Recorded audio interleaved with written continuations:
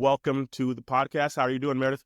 I'm doing great, Brian. I'm happy to be here. I'm happy to help you launch the podcast. You're a great colleague and a great friend. So it's an honor to be here.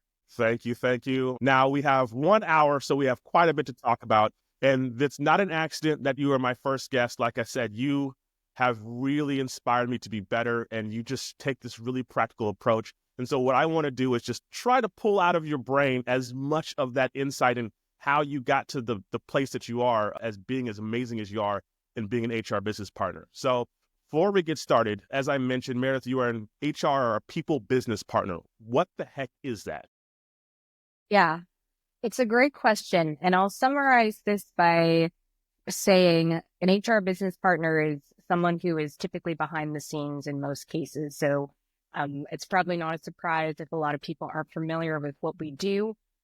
It's a little bit more than being a generalist, which is, just being reactive to situations that happen, ER situations, something goes a little hairy or, seeing procedure. What an HR business partner, what I think a successful HR business partner does is works very closely with the leadership team to make sure that they have the resources to really think through, do they have the right talent? What kind of decisions do they need to make around the talent on their team?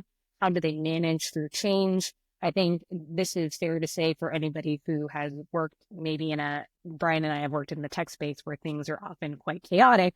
You can know that team dynamics are often a really big contributing factor to that.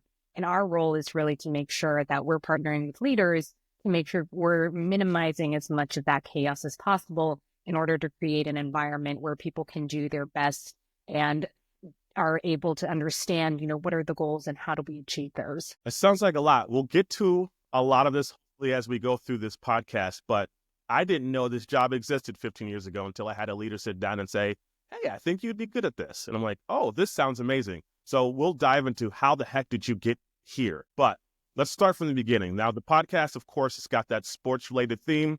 So each of our segments are going to be more sports-related. The first one is going to be the pregame.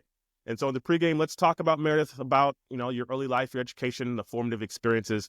So let's start from the very beginning. What were some key experiences growing up or in school, or just in your life, that sets you on this path to get you to HR and talent management?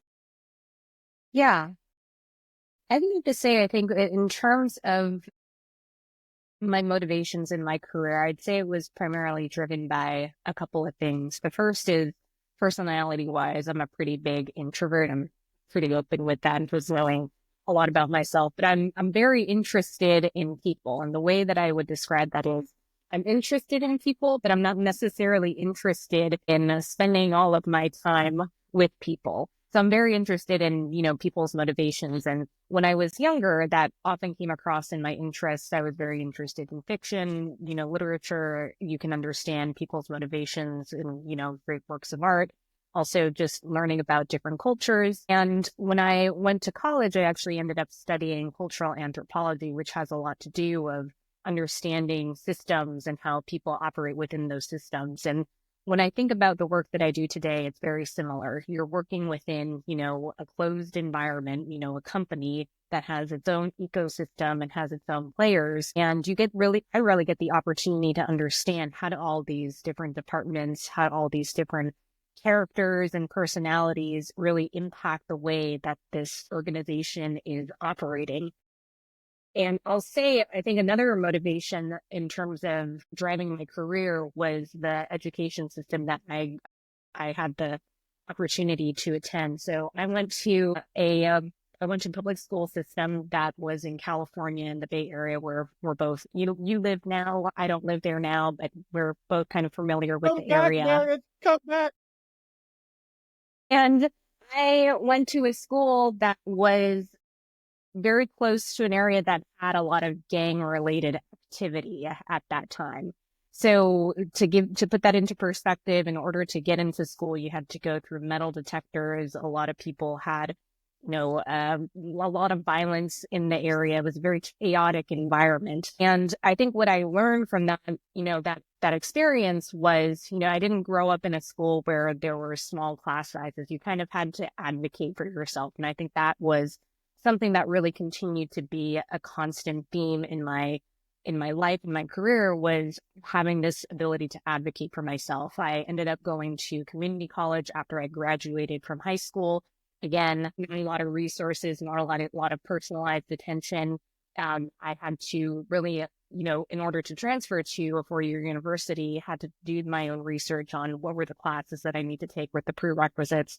There were literally no college counselors. There were, but you would go there. I remember I went there once and there was just nobody there. They just gave me a piece of paper and said, you're going to have to figure this out if you want to, figure out how to transfer. You can come back maybe in like 2 weeks. So there was a constant theme there of having to figure it out for yourself. And when I did eventually transfer to four-year university, it kind of made me realize, I guess, there were that wasn't necessarily the case for everyone. Now, granted, I grew up in a pretty stable middle class family. I had a really good, strong, stable environment.